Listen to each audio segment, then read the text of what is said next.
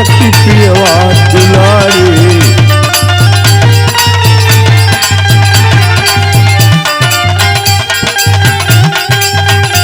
अरे बार जय हिंद बाबू।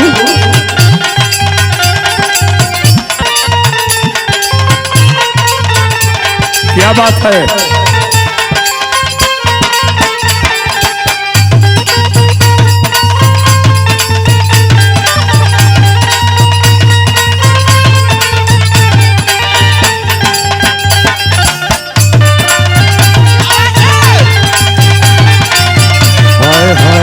सखी पियवा दुलारी।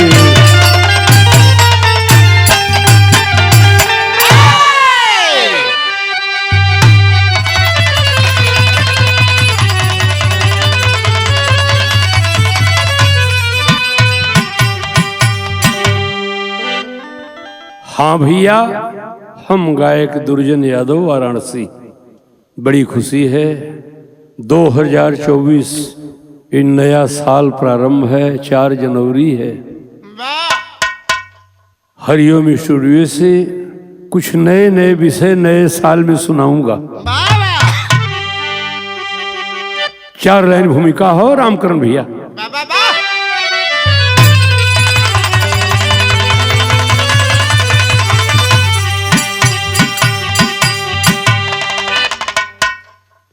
जिनकी आहों से निकली व्यथा की लहर, उच्च कंचन धवल राख बन ही गया। कल्पित कलंकित हुआ कुल का दामन, जंग जौहर जवानी में ठन ही गया। वंशभूषित विलय सोण सरिता बही, मैंने नाहक सिया का हरण कर लिया। आज कोई नहीं वीर बांका बचा, जा विभीषण भी बैरी का संग धर लिया।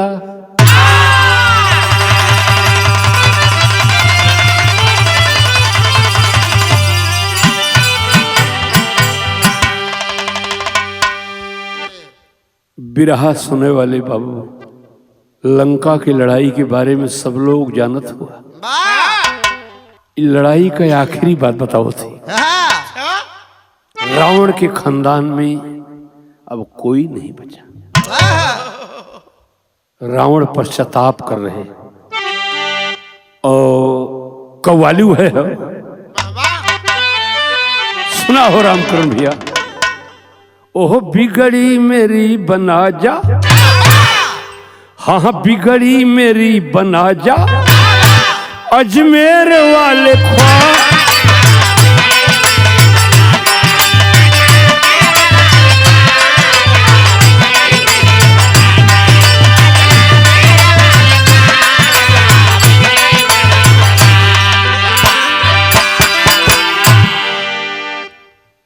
महल में है रावण, मंदोदरी के सामने पश्चाताप कर रहे।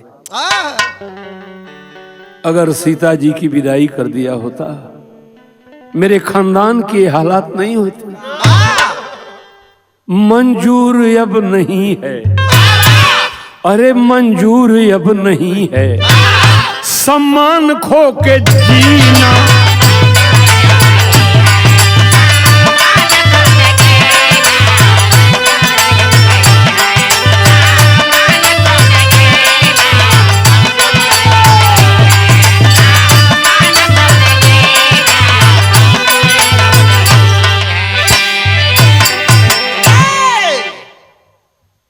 आदमी अपने कर्म पर पछताला हो। रावण कहत हूं मंजूर अब नहीं है, सम्मान खो के जीना। लोहू में डूबी लंका, अरे लोहू में डूबी लंका, अब कोई बचा कहीं ना।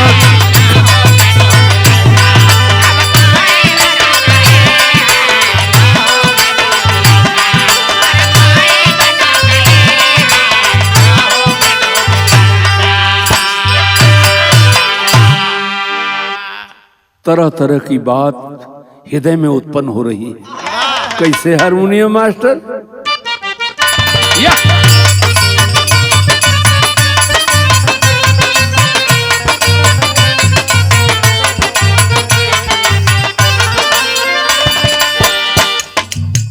क्या हम थे, क्या हमारी लंका थी, कि रावण को पश्चाताप हो। जहाँ कल धौत धाम सुषमा अटरिया सो है, सुरारी संग सदाई बिहवल नगरिया मोह है।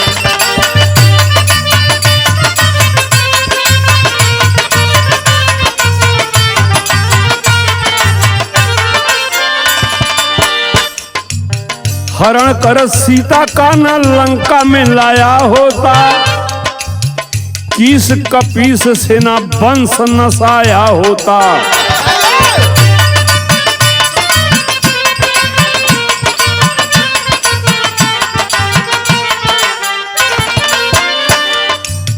समा जल जाएगी परवानों की निगाहों में, समा जल जाएगी परवानों की निगाहों में। कौन हम दर्द होगा इस व्यथा के आहों में।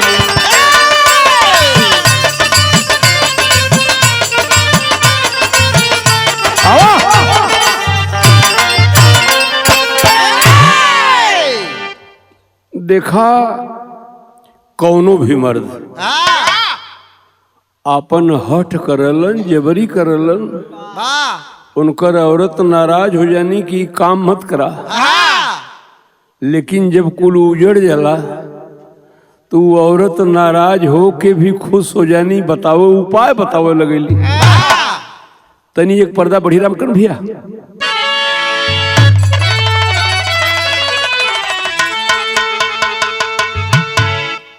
बिरहा में फिल्म का गीत हो, बिरहा सुने वाले लोग तनी फुहर पातर ना हो, नाराज मत होया।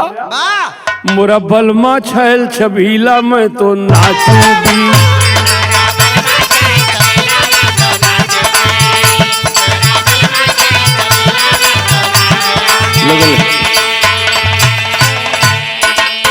नाचूंगी नाचूंगी नाचूंगी नाचूंगी, मोरा बलमा रंग रंगीला मैं तो।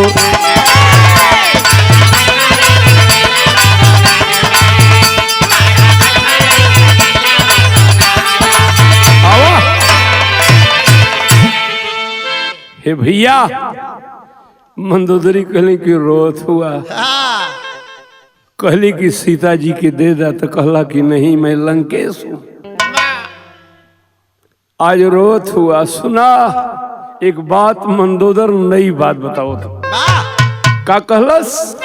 स्वामी तो हसे राज कहीला कुंवारी जब मैं थी,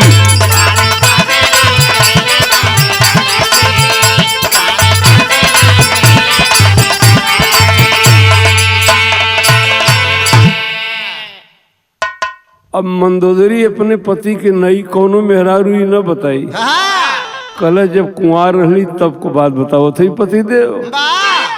अरे स्वामी तोहसे राज कहीला कुंवारी जब मैं थी, कष्ट से जीवन बना दगीला कुंवारी जब मैं थी।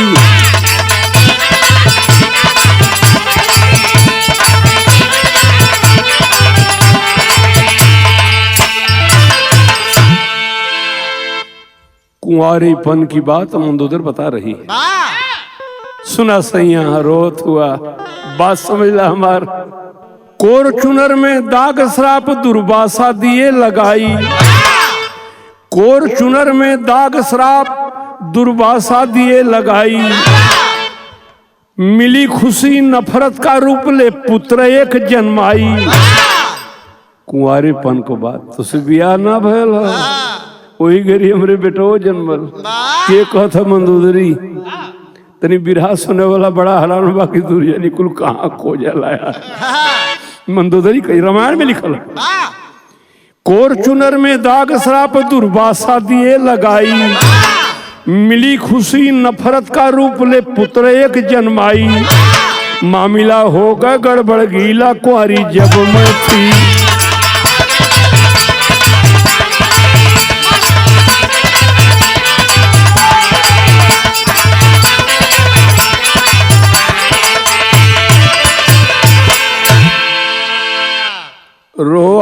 पति देव रावण से मंदोदरी कहली तो का भयल जब बेटवा जन्मल कुंवारे हालत में दुर्वासा ऋषि के श्राप से तो हम का कैली लोक लाज के भय से भेजी बाली के राजधानी कि दुनिया हमके का कही हो को कुंवारे हमरे बेटवा जन्म गए तो लोक लाज के भय से भेजी बाली की राजधानी पड़ी नजर दुर्गा देवी की अरे वो ले गई स्वर्ग भवानी लालू जंगी वीर हठीला कुंवारी जब मैं थी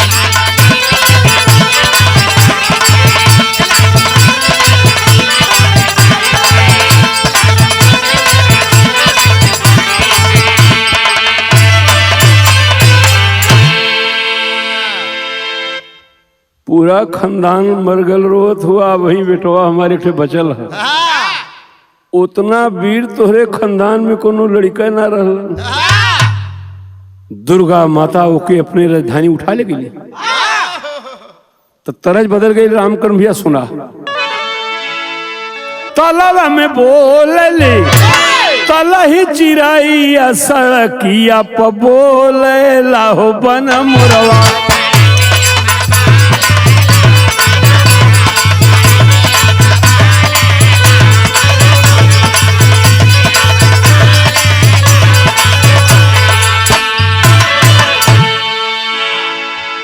साथियों धुन तरह तो क्षणिक आनंद रावण के पता लगल कि एक बेटा जो सबसे वीर जिसको दुर्गा भगवती रखी है अपने पास आय हाय कैसे लिखत हो मुसाफिर कवि जी अरे मिला लपिया सहला के मिला लपिया सहला के पनिया सजानिया सरगवा में जाई बहो मोरी रनिया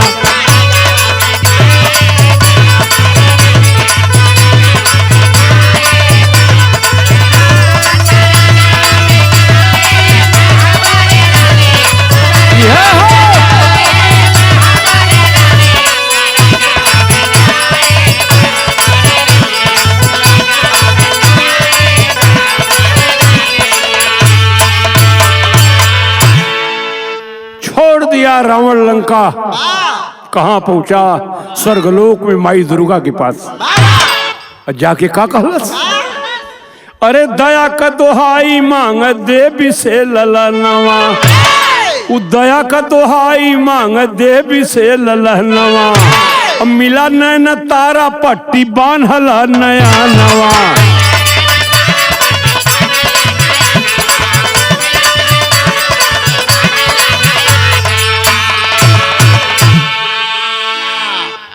माँ दुर्गा कहनी रावण आ गया लड़का बहुत खतरेबुल है ये तो इतना बलशाली है बचपन से पट्टी बांध के रखा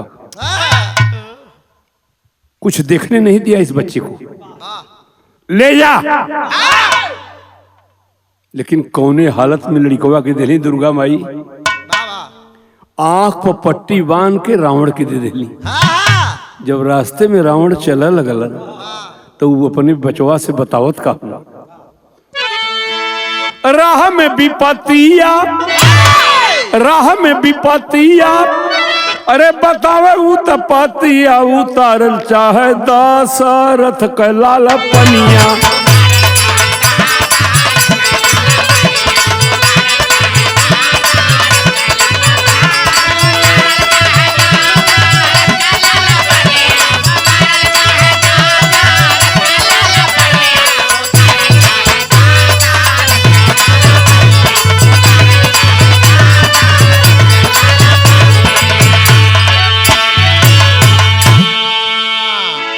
रथ पे बैठाया है और रास्ते में भगवान को उल्टा सीधा बोल रहा है दशरथ का बेटा बताते हैं वनवासी है जंगली है आंखी में पट्टी नैनतारा के बांधल और रास्ते में बतावत का जात है एक ठीक गीत रामकरण भैया सुना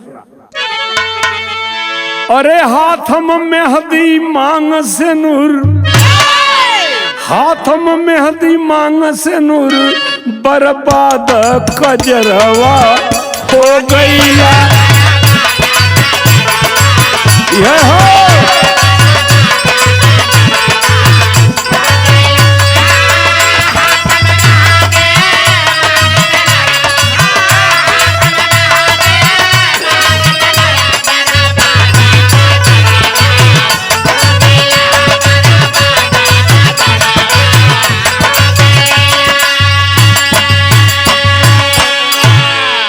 हाथ में मेहंदी मांग से नूर बर्बाद कजरवा हो गईला बारे बलम बिना नींदो न आवे बारे बलम बिना नींदो न आवे करवट में सबरवा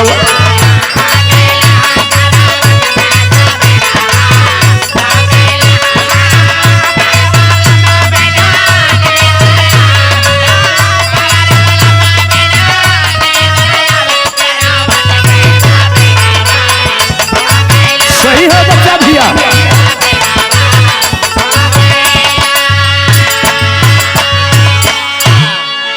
गौर करेंगे साथी, रास्ते में रावण महाराज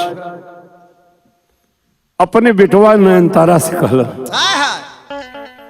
10 कंधर कह तोहरे हाथे 10 कंधर कह तोहरे हाथे अरे बेटा बपनिया लंका के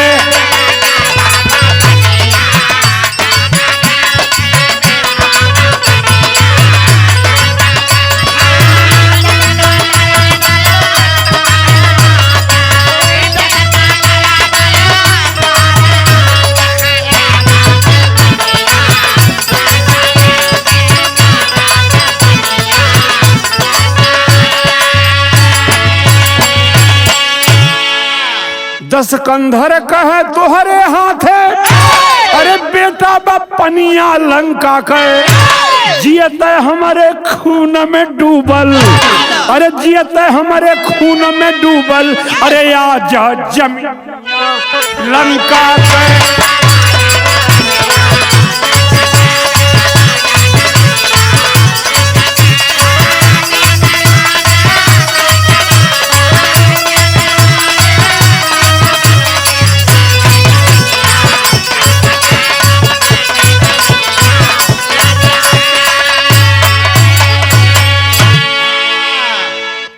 जेल बेकार बेटा खून में लंका डूब गई तू मेरा लाल है नैन का तारा एक सहारा आज भुजा का बल तुहरे नैन का तारा एक सहारा अरे आज भुजा का बल तुहरे लगल ही में आग बुझावा अरे लगल ही में आग बुझावा अरे जरता जमीनिया लंका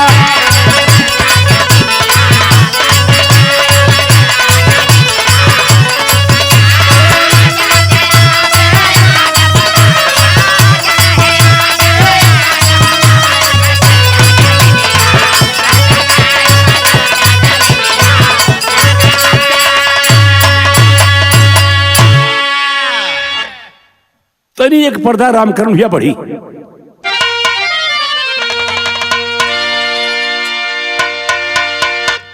साथियों शादी विवाह के अवसर पर माता बहिनी गीत को गाती है अरे माई कहली बेटी नियरे बिया हो बाबू कहल बड़ी दूर हो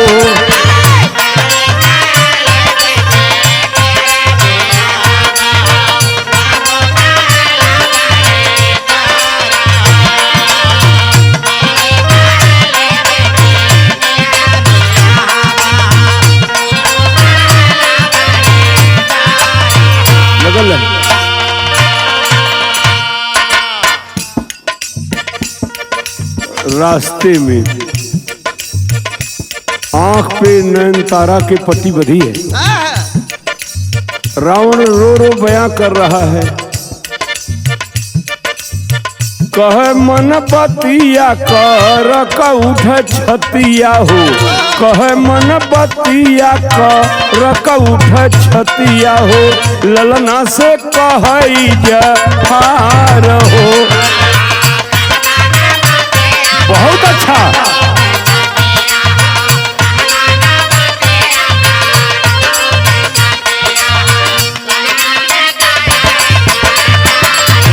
सही हो।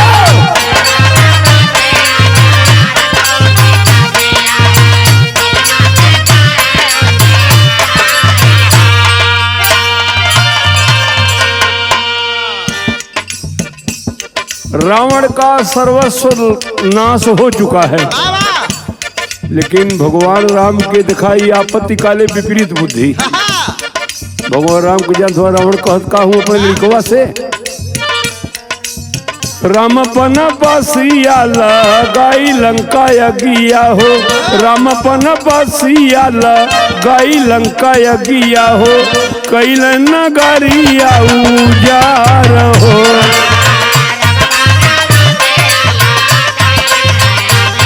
बहुत अच्छा।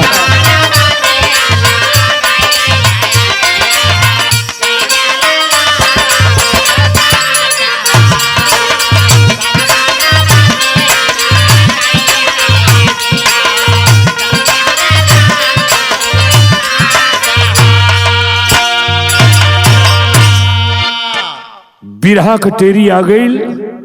इतनी करुण व्यथा सुन के नयन तारा गुस्से में बघेला बघेला भर के जंग जौहरी, भानकुल नष्ट करेंगे भव की ज्वाला यन।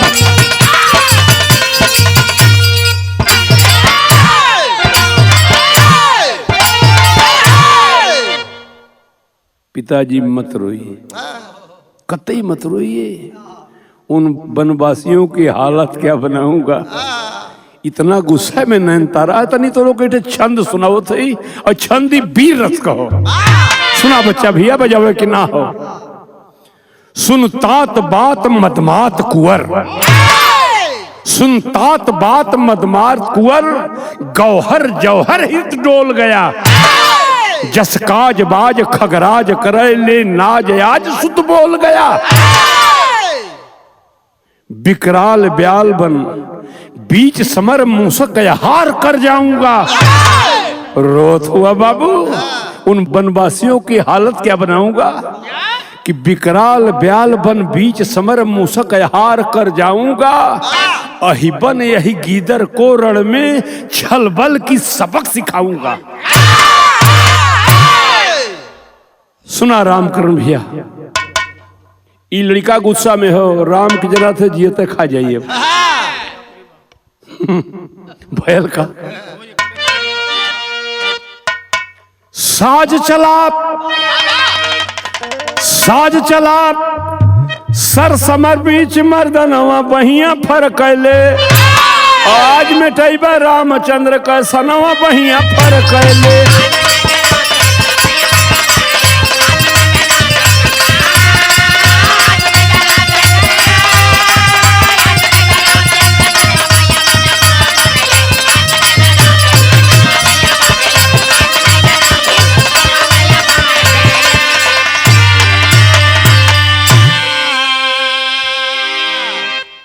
ए भैया, अपने पिता रावण से गुस्से में बतला रहा है कि वनवासियों की हालत बिगाड़ दूंगा। आज वो हालत करूंगा राम लक्ष्मण की। कौन हालत? अब बना पटोही वीर भेदले, अरे उसको मजा चखाऊंगा। मार मार कर माथ मचल दूं, वही मुल्के अदम पठाऊंगा। मची तहलका हुई है घोर तूफानवा बहिया फरक ले। और दिनवा में तरई लौकी गगनवा बहिया फरक ले।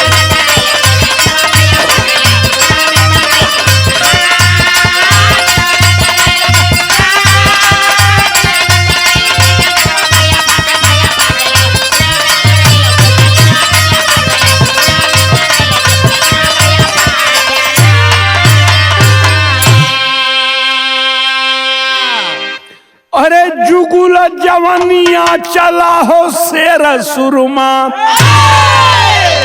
दिनकर का विमान हो गगनवा रुकी जाया। ये हो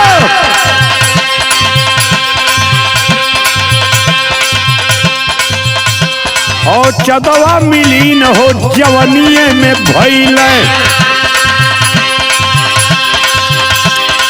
दिग्गज हियरवा गयल कुम्हिला, और सरिता मलिन धीर सागर कलहरिया, शेष नाग व्याकुल कांपे कमर झुका, और पूछे रघुराई तब विभीषण से बयानवा, और कौन वीर योद्धा समर में गया, और कहला विभीषण तब राम से बयानवा, मंदोदर का बेटा नयन तारा गया।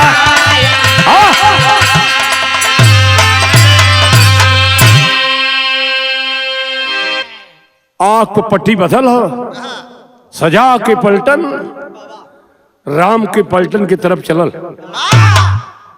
जनाय की हर हर हर हर भूकंप आवत, भगवान घबरा गए। विभीषण तू बता रहा था कि खानदान में कोई नहीं बचा, ये कौन सी बला आ गई, आखिर तुम्हारा क्या है? वाह वाह विभीषण कहना प्रभु घबरा मत, बताओ तो। रावण का बेटा नयन तारा है, क्षमा कीजिएगा सरकार, ये मंदोदरी का अवैध बेटा है, शादी की पहले कुंवारी हालत में पैदा हुआ था। कहना खासियत क्या है? कहना खासियत इसके आंख पे पट्टी बंधी है, आपकी कोई ताकत काम नहीं आएगी प्रभु। प्रभु घबराहट में है, आखिर होगा क्या? कहना सुना, अरे जेहर नजरिया घुमाए दे रन में, जेहर नजरिया घुमाए दे रन में, और तोरे पलटनिया के दे हो जराए।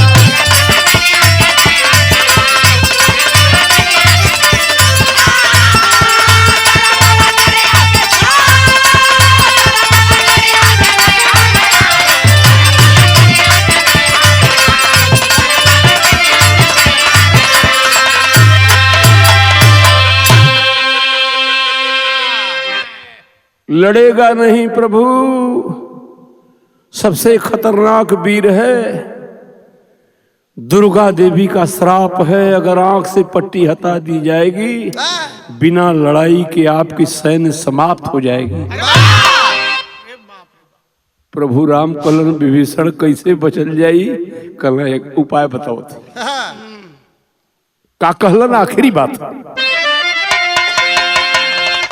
अरे बोले हैं विभीषण गही चरण ते ही घारी, और अपन दर्पण के मकनवा बनावाए हरी।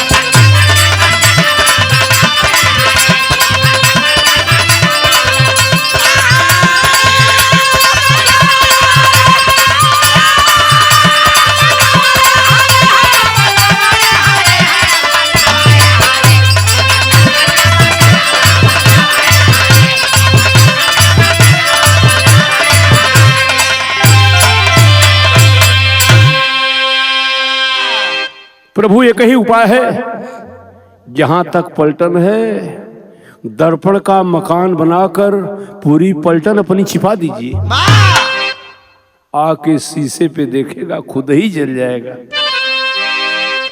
बना भवन दर्पण का भगवान देहना सैन्य छिपाई, बना भवन दर्पण का भगवान देहना सैन्य छिपाई।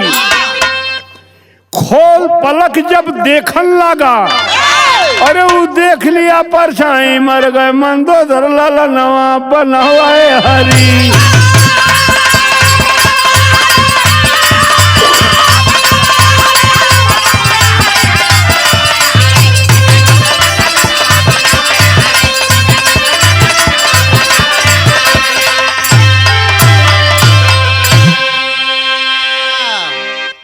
अहंकार बहुत गंदा होता है।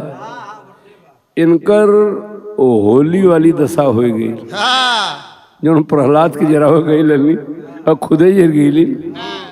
पिताजी से कहले कि पिताजी पलटन करीब में आवे, पट्टी खोल देना। यार प्रभु राम दर्पण का मकान बना के पलटन के आड़े छिपोले हुए, तो ले जा के रावण अपने बेटा नयनतारा को पट्टी जब आंख वाली खोल दिलन, नयनतारा जल के राख हो गया। तो आखिरी लाइन में कवि जी का लिखत हुन, मर मिट गए सब वीर लंक के, चला भवन 10 शीश, सर से सर को काटे भगवान, अरे काट लिए भुज 20, और पत्तू लंका भई मसनवा बनावाए हरी।